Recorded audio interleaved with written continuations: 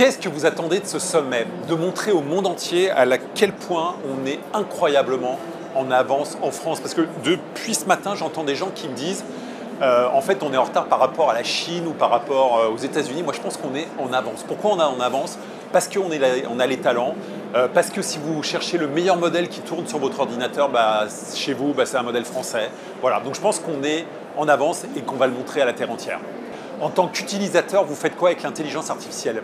Pour moi, ça a beaucoup remplacé Google. Je vous donne un seul exemple. Quand vous cherchez la date de naissance de quelqu'un qui n'est pas obligatoirement très connu, en général, un moteur d'intelligence artificielle va vous la trouver, là où sur Google, vous allez passer 10-15 minutes avant de réussir à la trouver. Donc j'utilise beaucoup ça comme quelque chose qui remplace le moteur de recherche. J'utilise beaucoup aussi pour analyser un truc trop long. Si j'ai un email trop long que je n'arrive pas à synthétiser, je trouve ça très, très pratique pour synthétiser.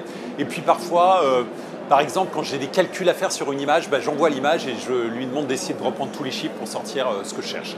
J'ai demandé à ChatGPT que pense Xavier Niel de l'IA. Sa réponse, opportunité.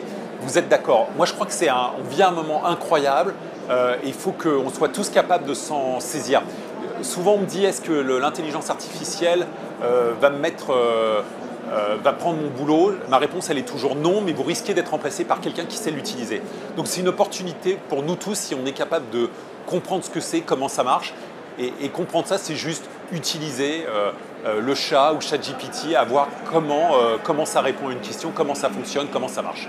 L'IA générative nécessite des ressources importantes, son impact écologique est loin d'être négligeable. Quelle régulation de ce côté?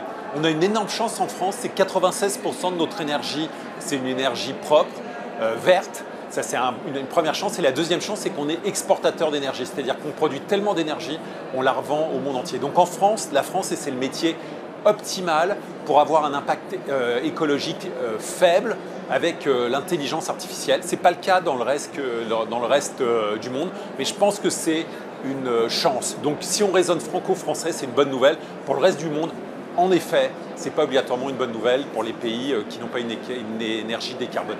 Quelles sont les perspectives d'emploi pour les étudiants des écoles 42 puisque l'IA peut déjà coder à leur place?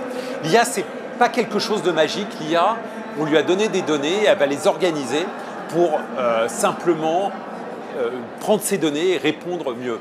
En fait, le vrai point, et je vais vous faire un parallèle, c'est qu'aujourd'hui, l'IA, elle sait vous copier, prendre tous les épisodes de la série 10% et vous faire un nouvel épisode qui est la moyenne des autres épisodes, mais elle ne sait pas inventer la série 10%. Et donc les écoles de code et les écoles 42, qu'est-ce qu'elles vous apprennent? Qu'est-ce qu'elles apprennent? Elles apprennent la créativité, l'importance, et ensuite l'IA va simplifier le travail des développeurs. Mais on a besoin des gens qui sont capables de produire cette intelligence à la base avant ensuite d'utiliser l'IA pour performer ou produire le code final. Comment faire pour mettre l'IA à la disposition du grand public et permettre à tout un chacun de vérifier toute information circulant sur les réseaux sociaux ou les médias marginaux? Là, il y a deux questions. La première, comment on met l'IA à la disposition du grand public? On a, entre Free et Mistral, trouvé un partenariat pour que tous les utilisateurs de Free Mobile, ils aient une version avancée du produit, qui est déjà un produit incroyable de Mistral qui s'appelle le chat, et on met une version dite professionnelle en place pour que tous les abonnés de Free Mobile puissent l'utiliser. Mais ça permet au grand public d'avoir une IA extrêmement évoluée. Et puis ensuite, sur les réseaux sociaux, sur les médias marginaux, on aura toujours des fake news, des fausses informations. Ce n'est pas un grand changement, l'IA ne change pas tout. L'IA va-t-elle creuser les inégalités ou créer une nouvelle génération d'entrepreneurs? L'IA, telle qu'on la connaît aujourd'hui, générale, elle répond à des questions un peu généralistes. On a besoin de spécialistes et donc on a besoin d'entrepreneurs, on a besoin de gens qui créent des associations pour créer des produits dédiés, intelligents. Donc parce que vous allez avoir l'IA qui va aider les dentistes, vous allez avoir l'IA qui va aider les journalistes. On va avoir des IA spécialisées sur tous les sujets et ça, on a besoin d'entrepreneurs pour les créer. Toujours envie de foutre le bordel. Incroyablement, je crois que la société, elle évolue quand on tente de la changer, de la faire évoluer. Et j'ai toujours cru qu'une personne, quelle qu'elle soit, qui que l'on soit, on est capable de plus faire changer la société que l'ensemble des hommes politiques réunis. L'homme politique, il a besoin d'être élu et d'être réélu. La personne qui a envie de changer la société, de foutre le bordel, ne cherche pas à être élu, cherche juste à faire évoluer la société.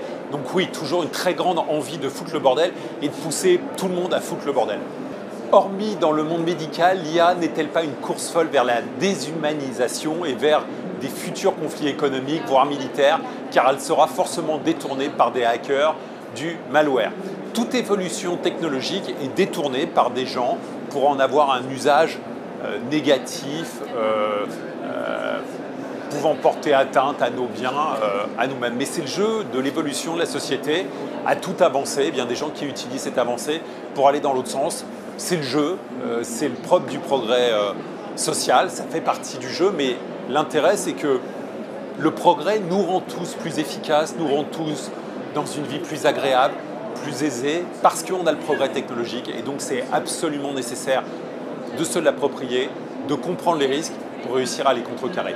Faut-il imposer des quotas ou des incitations pour favoriser l'usage de modèles d'IA européens dans nos entreprises et administrations?